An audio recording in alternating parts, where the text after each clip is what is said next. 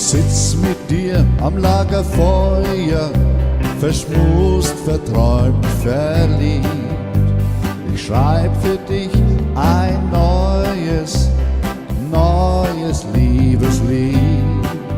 Als wir zwei uns kennenlernten in Italien am Gardasee, nahm ich dich in meinen Arm und es war sehr schön. Dann machten wir ein Lagerfeuer ganz unten am See und erzählten uns die Abenteuer, die wir beide schon erlebt.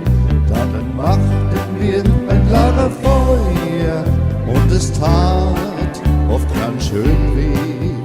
Und ich dachte an die Zeit von früher, die wir zwei erlebt.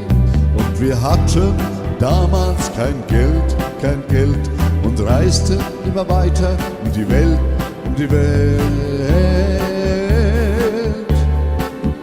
Dann machten wir ein Lagerfeuer ganz unten am See und erzählten uns die Abenteuer, die wir beide schon erlebt.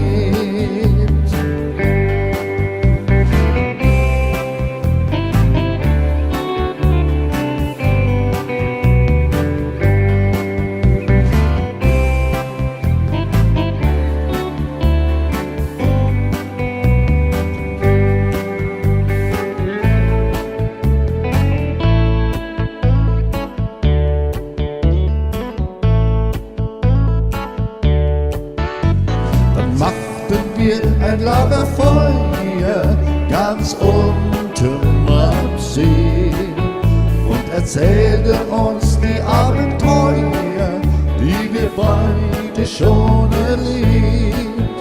Dann machten wir ein Lagerfeuer und es tat ganz schön weh.